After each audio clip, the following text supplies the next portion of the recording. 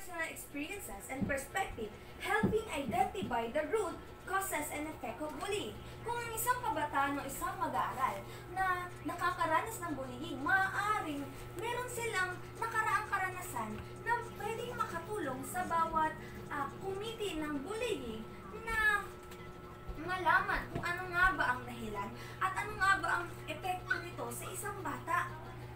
Maraming tayong ginawang programa. Gaya na lamang ng Department of Education, gumawa sila ng ilang activity, gaya na lamang ng seminar. Binibigyan nilang impormasyon ng mga kabataan kung paano nga ba mag-stand up para sa kanilang sarili. Ano nga bang kanilang gagawin sa tuwing sila ay makakaranas nito? Magsusumbong ba?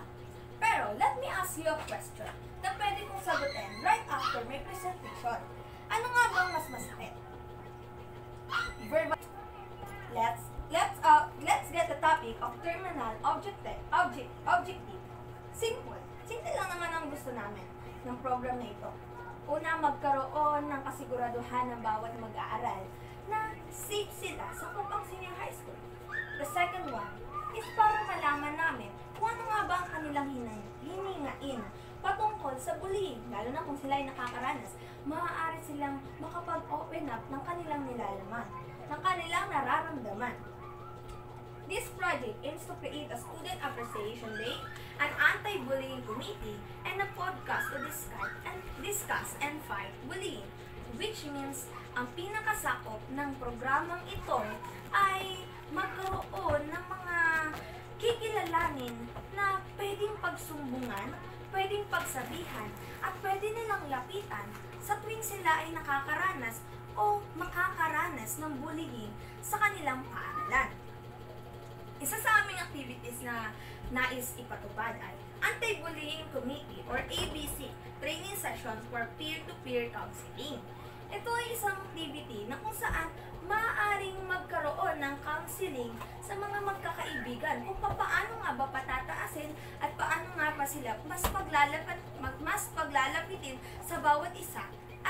At magiging epekto nito ay napakaganda dahil maaaring mabawasan ang pagkakaroon ng away o alitan sa dalawang pagitan ng mag-aaral.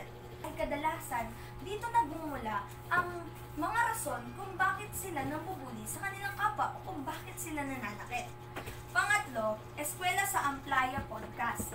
Ito ay pagbibigay o paglalahad ng kanilang saloobin patungkol sa bullying.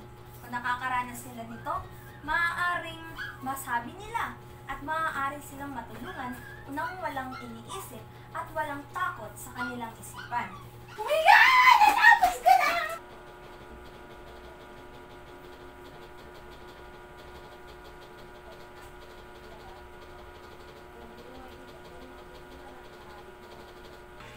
Popo